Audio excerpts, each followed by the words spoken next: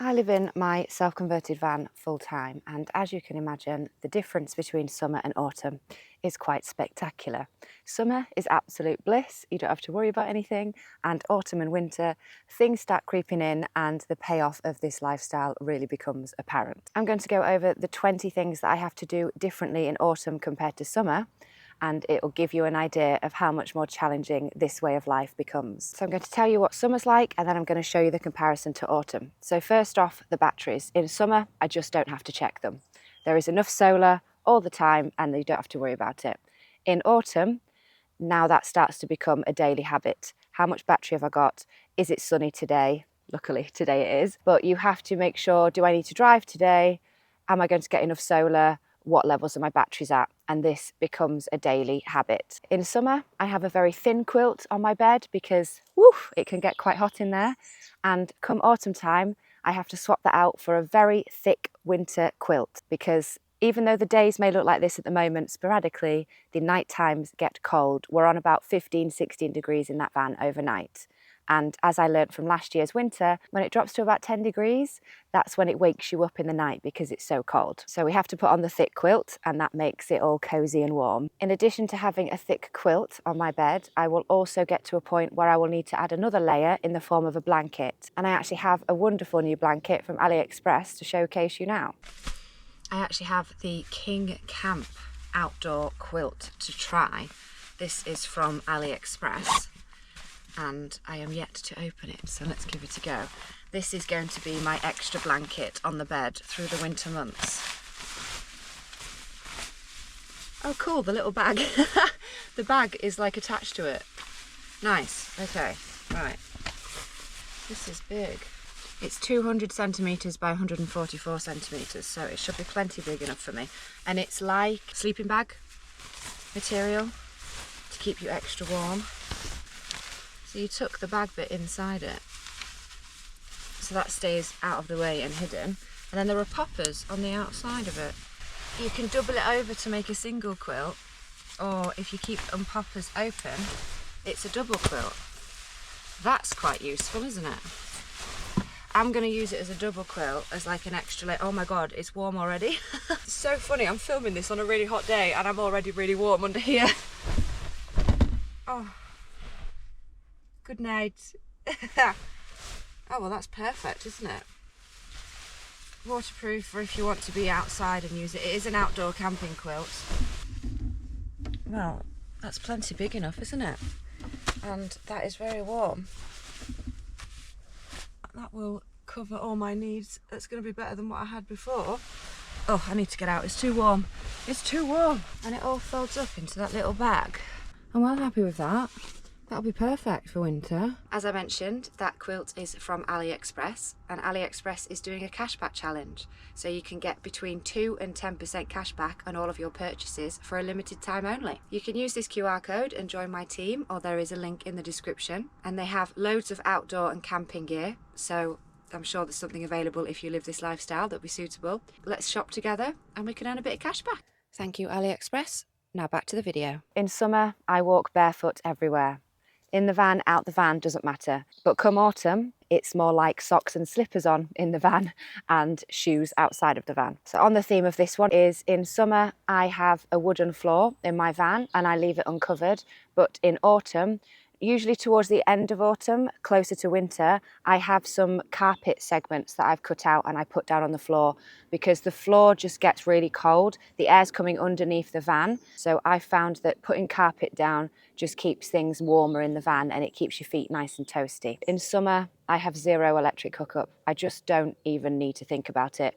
Come autumn, that might creep in once every now and then, especially towards the end of autumn, closer to winter. I was having to use my electric hookup maybe once a week just to get everything topped up and keep the batteries running. And in line with that one, in summer, you need to drive less because the solar does all the work for you. But in autumn, as you're checking the batteries, some days you might have to drive longer to get that charge on your battery, because if you've had a few days without solar or a few rainy days, then sometimes you need to counteract that by driving. So in summer, I can stay in a place for a week, 10 days, no problem, and I've still got enough charge. But in autumn, that probably goes down to about 4 days, 5 days, and then I'd have to drive and move on. I use LPG gas for my cooking and hot water and heating. And in summer, it has cost me £10 for the entire summer. For 15 weeks, I have spent £10 on LPG gas, and I haven't had to top up in 4 months. Whereas now we're coming into autumn, we're going to have to top up probably once a month. And when it gets to winter, that's once a week. And the cost of this increases. So it's probably going to be about £10 a month in autumn, and then in winter you may be looking at £10 a week. I never use a hot water bottle in summer, but in autumn that bad boy comes out and gets used quite often. Before we've got to the days where the heating comes on all the time, I sit with the hot water bottle on my back sort of when I'm editing, doing work and sitting still to keep me warm. And at night time, I heat up the hot water bottle and I put it where my feet are underneath my quilt, and I sleep with it like that. Because as I mentioned earlier, the nights do get a little chilly, and that's the way to keep yourself warm. Number 10, in summer you use very little light because the daylight is sufficient. Whereas now in autumn, we're getting dark at maybe 6:30, 6 o'clock. You're going to need to use a lot more lights in the evenings. Whereas in summer, I don't even think I use them. I just keep the skylights open until it's dark, and that's usually bedtime. Number 11, in summer, I mean, it does look like summer today, but we are in the 1st of October now. All day, every day, you're pretty much outside the van, you nip in for something, you come back out, and you're spending most of your days outside.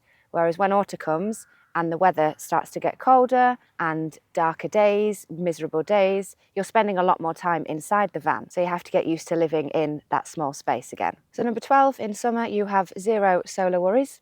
There is enough daylight to run everything. I have 310 watts of solar on my roof, and that is far sufficient in summer. It creates about 1.1, 1.2 kilowatt hours a day of power. Most of the time, every time I check my batteries, it's like 98, 95, 99, 100%. I just don't have to worry at all. Whereas in autumn, the days are already about 6 hours shorter than in summer. So on a good day now, I'm getting about 650 watts. So it's pretty much halved already. Battery anxiety starts to creep in at this time of year. And number 13, because of the longer days in summer, I leave my van door open all day, and we close up somewhere between 9 p.m. and 11 p.m, depending on the day.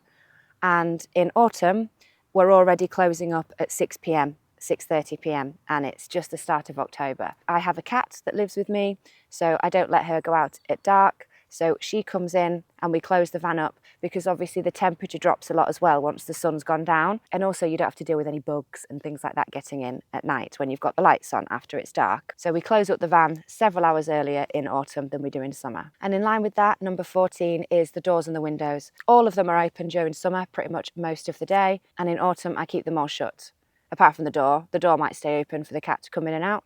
But other than that, most of the time the windows are shut, because you're trying to keep it warm in there, whereas in summer you need to keep the airflow through because it's a bit warm. Number 15, the fan. I have a Max Fan Deluxe. That is pretty much running 24/7 in summer, whereas I turned it off at the start of September, and I only put it on when I'm cooking or after I've had a shower to get rid of the moisture. It basically stays off most of the time in autumn, and in summer it is on pretty much 24/7, even through the night, to keep the air flowing through. Number 16, the barbecue is out a lot in summer, and it's not at all in autumn or winter. You want to cook outside as much as possible in summer because, as mentioned, it's warm in the van, whereas in autumn you want to cook as often inside as you possibly can to try heat up the van. So the barbecue is pretty much in the boot in the garage, and that's probably going to stay there until spring. Number 17, in summer I use the inverter to charge my external power banks because, as I said, I usually have an excess amount of batteries and solar power, so I can use the inverter to charge my power banks, and then the sun will just top that back up quite easily on a daily basis. Whereas in autumn I have to get out the solar panels that I have with the devices, and I use the sun or daylight, whatever's available, to charge the packs, because if I use the inverter, it's going to drain a lot of the battery, and then I don't have enough solar to top it up. So I actually have 3 different sets of solar panels through autumn: the ones on the roof of my van, the ones for my Greecell power bank, and the ones for my All Powers power bank. So I basically just set up a solar farm in autumn and try capture as much of the solar as possible. Number 18, in summer, the fly net is continuously down. Apart from this little section here that I keep open for the cat, that's her little cat flap so she can come in and out. But obviously there are a lot more flies in summer, so the fly net is down continuously. Whereas in autumn, there will become a point where the bugs die down a bit and I don't need that down. So I actually roll it up Now, what I will use instead, particularly on the colder or windy days, is there is an extra layer, an insulated layer.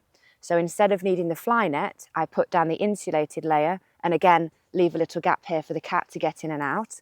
And that will stop the wind. If I've got the heating on, it will keep the heat in. And again, if it's raining as well, that sort of blocks that and protects the van.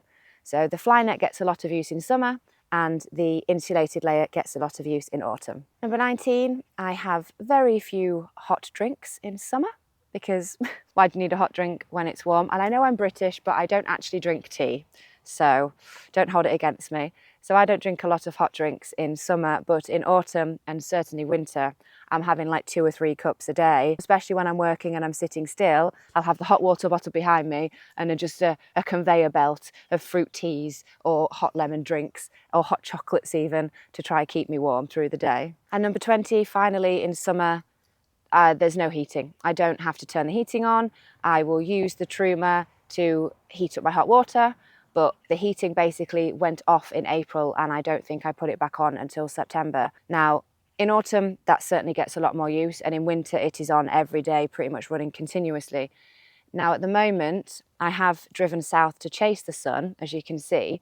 So we're in that little transition period in between summer and full-blown autumn, where at the moment the days are nice and the evenings are a bit chilly, but I can manage with a hot water bottle and maybe a hot drink.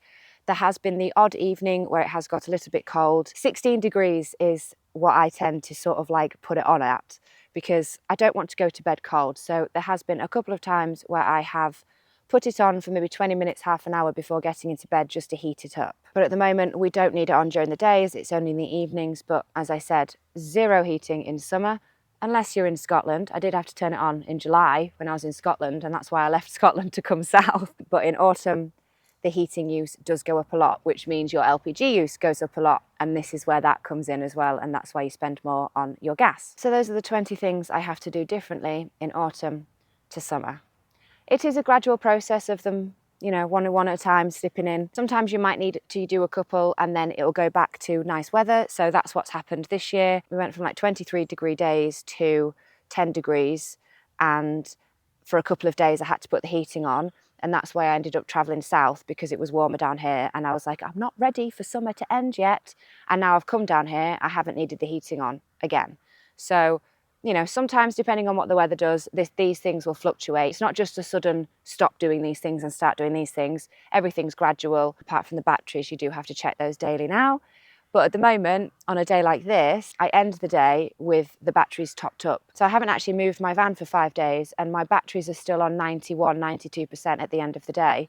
So in 5 days, I've only dropped about 10% of my battery because we have had nice sunny days. But if we'd had cloudy, rainy days, that was probably going to be a lot less and I'd maybe have to move somewhere. So again, you've got to just go with the flow with these things. You're basically beholden to the weather at this point. So fingers crossed for a good autumn for me. I hope you found this information interesting. Thank you so much for watching. Huge shout out to my Patreons, absolute legends. If you would like to support the channel, you can head on over to patreon.com, search for My Van World and you'll find me. You can join the tribe over there. They get the videos early, there's 0 adverts, there's a group chat. Come and join, it's a lot of fun. And if not, I'll catch you in the next one. Thank you so much for watching. Peace out and stay wild.